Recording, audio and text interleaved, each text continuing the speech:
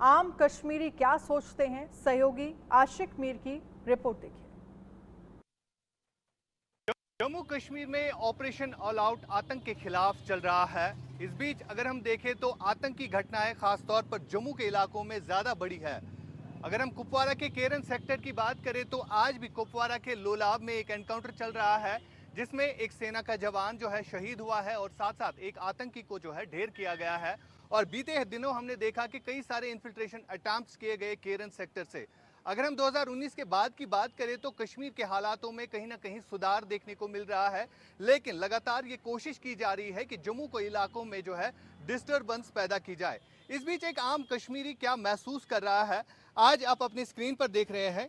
ये कश्मीर के वो आम लोग हैं जिन्होंने 1990 से लेकर 2019 तक के हालात देखे और आज मौजूदा दौर में क्या कुछ जम्मू कश्मीर महसूस कर रहा है, इसके बारे में आज इन आम लोगों से बात होगी। मेरे साथ आबिद है और मेरे साथ एक और दोस्त है, ये जो आप स्क्रीन पर देख रहे हैं। इनसे हम जानेंगे कि किस तरह के हालात आज जम्मू कश्मीर में बने हुए हैं। क्योंकि अगर हम बात करें पाकिस्तान की तो लगातार पाकिस्तान में जितने भी आतंकी कैंप्स चल रहे हैं तो उन आतंकी कैंप्स में एक ऐसी मैसेज दी जाती है कि कश्मीर के हालात ख़राब है, यहाँ पर मस्जिदों पर ताला लगा हुआ है, यहाँ पर लोगों पर जुल्म सितम किया जा रहा है। लेकिन एक आम इंसान क्या कुछ सोच रहा है, कश्मीर के आम इंसान से आज जानेंगे कि आखिरकार कश्मीर के हालातों को कैसे देखते हैं। सबसे पहले आप आगे आ जाइए थोड़ा सा, आप मुझे बताइए आप कहाँ रहते हैं और मौजूदा दौर में कश्मीर के हालातों को कैसे देखते हैं आप। देखिए जी, जहाँ तक कश्मीर के हालात की का ताल्लुक़ है, पहले अगर हम देखें तो कश्मीर के हालात बहुत ख़राब थे। इन्फिल्ट्रेशन होती थी, लोकल रिक्रूट्स होते थे, दूसरी चीज़ें होती थी। तो लेकिन आहिस्ता आहिस्ता जो हम वेव एक देख रहे हैं 2016 के बाद, वो कम होती जा रही है। तो इसकी वजह यह है कि सेंटर ने जो यहाँ पर बहुत सारी चीज़ें की, लोगों को थोड़ा अपने करीब करने की कोशिश की, तो मिलिटेंसी को कम किया, इन वजह से ये हुई। लेकिन अब जो एक पैटर्न हम देख रहे हैं, तो मिलिटेंसी जो है कश्मीर से शिफ्ट होती जा रही है और जम्मू डिवीज़न शिफ्ट होती जा रही है। इसका बड़ा एक रीज़न है जो हमारी नेबरिंग कंट्री की तरफ से है, तो उनकी एक अपनी स्ट्रेटजी है जिससे वो चलते हैं।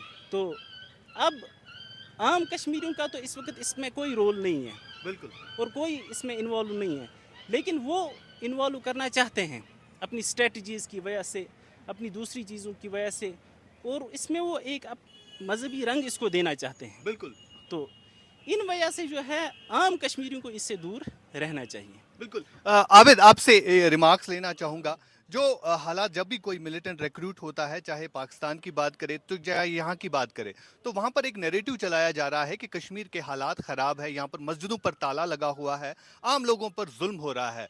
तो कैसे देखते हैं इस चीज़ को आप? देखिए, अगर आप 90s की बात करें या अर्ली 90s की बात करें, अर्ली 90s से ही पाक की तरफ से जो क्रॉस बॉर्डर इंसर्जेंसी शुरू हुई, जिसमें एक रेडिकल नैरेटिव चलाया गया उनके मिलिटेंट कैंप्स में या जो उनकी संस्थाएं थी कि कश्मीर में रेप हो रहा है, अजानों पर पाबंदी है, मस्जिदों पर ताले लगे हैं। फिर जब उन बच्चों को वहाँ पे रेडिकल किया जाता था, उनका ब्रेन वॉश करके जब वो यहाँ पे क्रॉस करते थे, क्रॉस बॉर्डर करते थे, और वो यहाँ पे they were seeing the different kind of narrative here. यहाँ पे अमन था, यहाँ पे चीज़ें बहुत थी as compare to the Pak occupied Kashmir की अगर हम बात करें, तो वहाँ से यहाँ पर मुझे लगता है कि 10,000 गुना बेहतर हालात हैं। और जिसका नतीजा ये भी निकला कि बहुत सारे मिलिटेंट्स हैं जिनने एक्सप्रेस भी उस टाइम पे किया, अपने इंटरव्यूज में बोला कि हमें वहाँ पे एक नैरेटिव दिखाया जाता था लेकिन यहाँ पे एक अलग नैरेटिव है। अब अगर हम मिलिटेंसी की बात करें, अक्रॉस बॉर्डर जो भी यहाँ पर होता जा रहा है जम्मू कश्मीर में, उसकी वजह से एक आम कश्मीरी पिसता जा रहा है। अगर हम खासकर 2019 से बात करें, 2019 में जो सेंटर ने एक ऑल आउट नैरेटिव चलाया है कि किस तरह से यहाँ की जो अलगावाद नैरेटिव है या यहाँ का अलगावाद जो सिस्टम था या यहाँ पर जो हुर्रियत पसंद लोग थे या उनकी लीडरशिप थी, उन पे उन्होंने शिकंजा कसा है, जिसकी वजह से मुझे लगता है कि एक वो रेडिकलाइजेशन या नौजवानों में वो दिमागी तनाव या नौजवान जो भटक जाते थे वो कम हो गया है। अगर हम देखें कि देखिए 2019 से आज तक लेकर तकरीबन 500-600 फ्राइडेज हो गए होंगे ज़्यादा। हर एक फ्राइडे जामा मस्जिद में एक पैलेट गन का शिकार होता था, एक पुलिस वाला, जैसे डीएसपी अयूब की बात करें, लिंचिंग होती थी, या एक बच्चा जो है आम लोग सफ़र करते थे। 2019 से मुझे लगता है सेंटर की इस स्ट्रेटजी की वजह से they were able to save near about 600-700 families, जिनके बच्चे पीएसए से बचे, या जो पुलिस वाले बेचारे शहीद होते थे।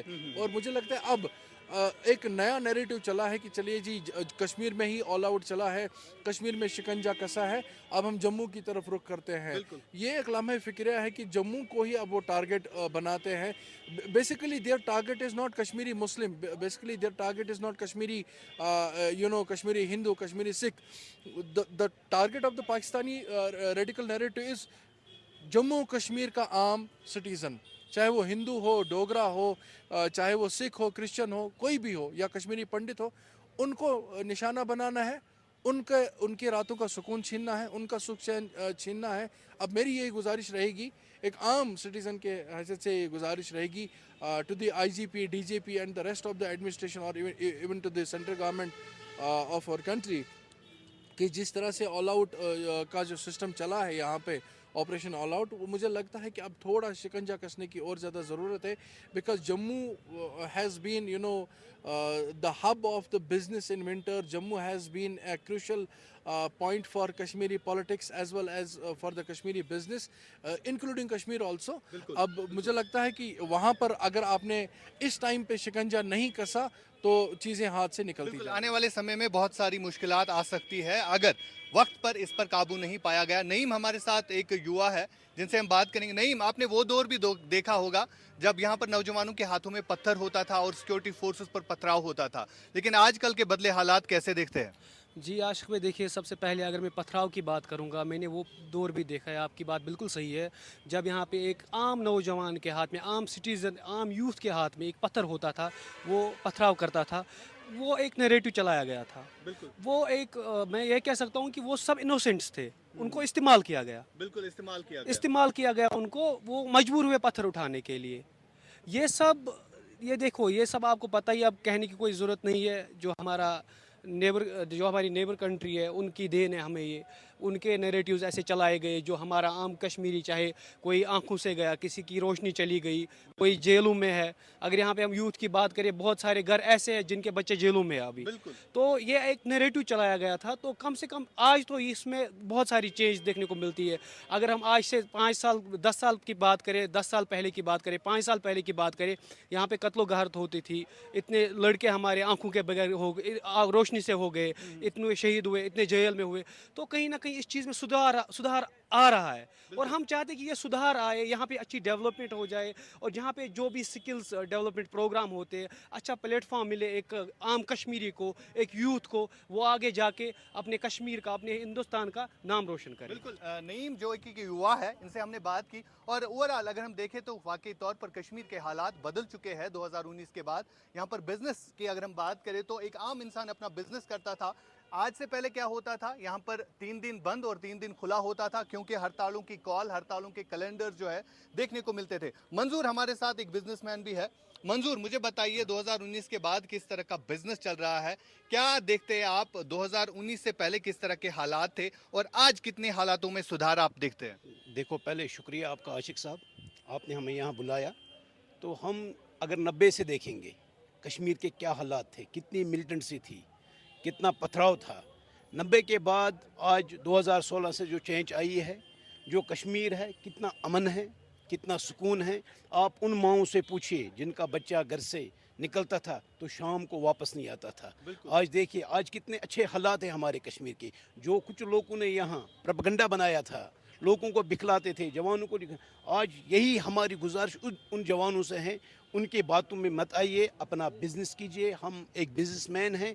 आज हमारा जो बिज़नेस का है, पहले 4-4 दिन हमारी दुकानें बंद रहती थी, 10-10 दिन बंद रहती थी। आज कहीं हड़ताल से दूर तक नज़र नहीं आता है। आज हम अपना बिजनेस आराम से और सुकून से करते हैं। बिल्कुल मंजूर के मुताबिक आज स्मूथली सारा कश्मीर जो है बिजनेस करता है और ख़ास वजह यह है कि यहाँ पर हालातों में 2019 के बाद जो सुधार देखने को मिल रहा है उसका जीता जागता सबूत आज यहाँ के स्थानीय लोग दे रहे हैं। यानी कश्मीर में इस वक्त जो एंटी टेरर ऑपरेशंस चलाया जा रहा है, खास तौर पर जम्मू के इलाकों में जिस तरह से डिस्टर्बेंस फैलाने की कोशिश की जा रही है, तो उसका मुकाबला करने के लिए एक आम इंसान, एक आम कश्मीरी भी देश के साथ खड़ा है। इंडिया न्यूज के लिए मैं आशिक मीर।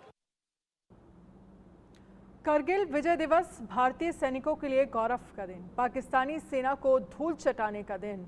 इस जीत को 25 साल पूरे हो गए हैं, यानी करगिल जीत की सिल्वर जुबली, वो दिन जब चोटियों पर लहराया भारतीय जाबाजों के हौसले का परचम।